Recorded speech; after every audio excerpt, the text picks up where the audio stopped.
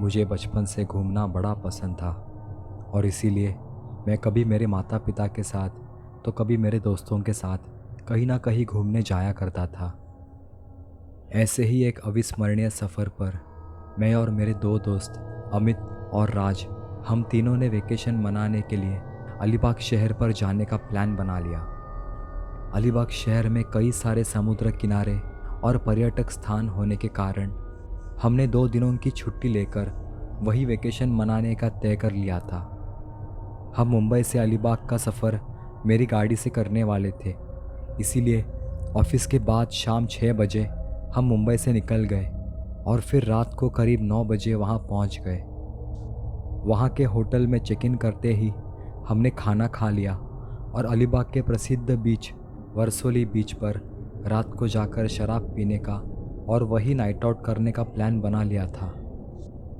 शायद कुछ होटल के स्टाफ मेंबर्स ने हमारी बातचीत को सुन लिया था और जैसे ही हमने होटल के बाहर कदम रखा, उस होटल के 2 वेटर्स ने हमें रुकाकर इस समय उस बीच पर नहीं जाने की सलाह देने लगे, पर हमने उनकी एक ना सुनी और गाड़ी निकालकर बीच पर जाने के लिए रवाना हो गए।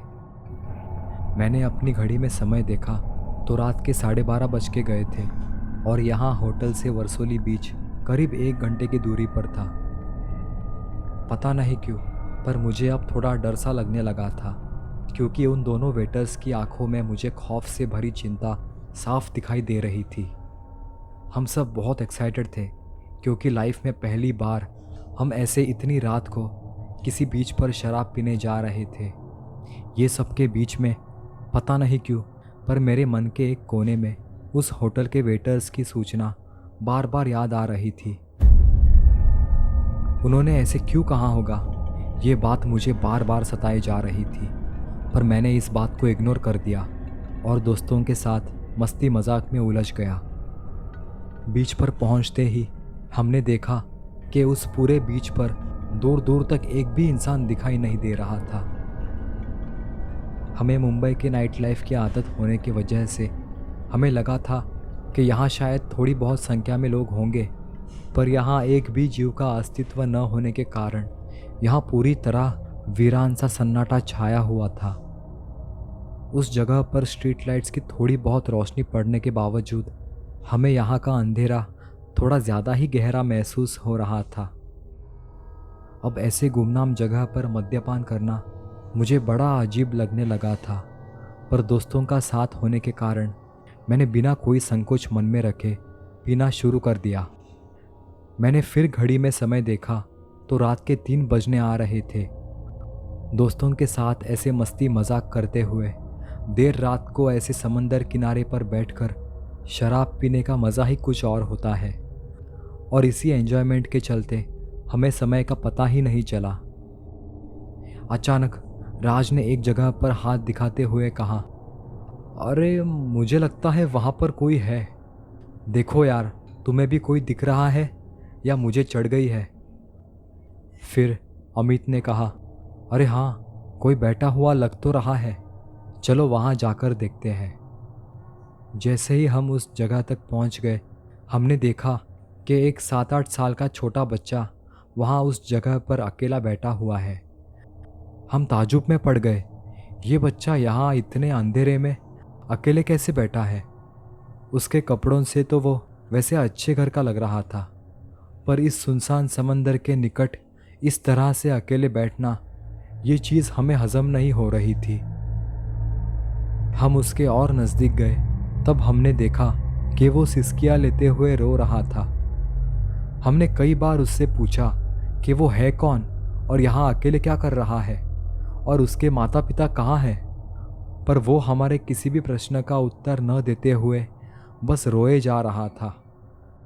अचानक अमित को बड़ा गुस्सा आया और उसने उस बच्चे को ज़बरदस्ती से उठाने की कोशिश करते हुए कहने लगा, चल उठ, अब बहुत हुआ तेरा, बता अभी कौन है तू और यहाँ क्या कर रहा है? अमित ने उस बच्चे को उठाने की कई बार कोशिश की, पर वो उस बच्चे को उठा नहीं पा रहा था। इसलिए मैं और राज इस दृश्य पर हंस पड़े कि वो एक छोटे से बच्चे को उठा नहीं पा रहा है। हमारी हंसी को देख शायद अमित को गुस्सा आ गया और उसने हाथ की बोतल को बीच पर फेंकते हुए उस बच्चे को अब जोर से खींचने लगा।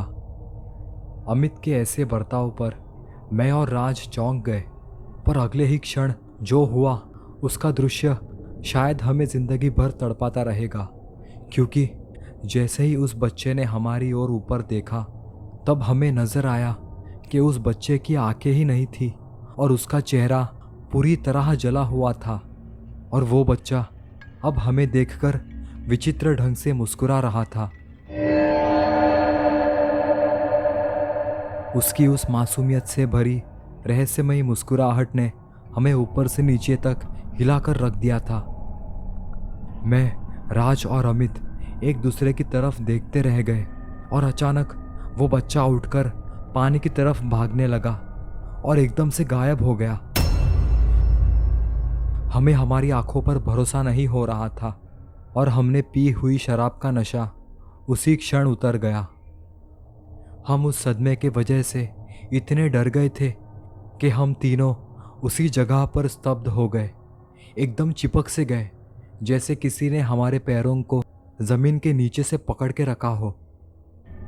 फिर अगले ही क्षण राज के चीख ने हमें सचेत कर दिया और हम तीनों हमारी गाड़ी की तरफ भागने लगे और हमने तुरंत होटल से चेकआउट करके गाड़ी को मुंबई की तरफ मोड़ लिया। जैसे वैसे हम सुबह 6 बजे मुंबई में पहुंच गए और मेरे दोस्तों को उनके घर पर छोड़कर मैं अपने घर पर पहुंच गया। माँ मुझे देखते ही चौंक गई और इतने जल्दी वापस आने का कारण पूछने लगी, पर मैंने माँ से कहा, माँ प्लीज़ अभी मुझे सोना है, मैं बाद में आपको सब बता दूंगा। कुछ घंटों के नींद के बाद मेरे उठते ही माँ ने गर्म चाय मुझे देते हुए मुझसे कहा, बेटे तुम्हें हो क्या गया है? आज सुबह जब से आए हो तब से तुम बहुत ही डरे हुए दिखाई दे रहे हो। अरे मुझे बताओ तो सही कि हुआ क्या है।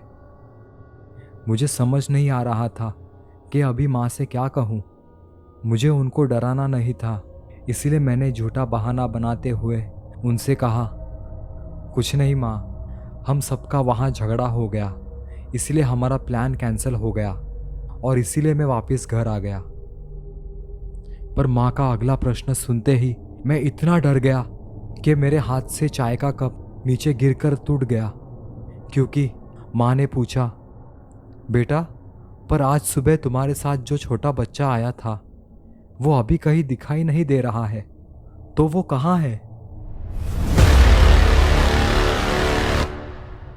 अगर आपको ये कहानी पसंद आई हो तो प्लीज़ लाइक, शेयर और कमेंट कीजिए। और यदि आप ऐसे ही रहस्यमयी कहानियाँ सुनना चाहते हैं तो इस चैनल को सब्सक्राइब ज़रूर करें।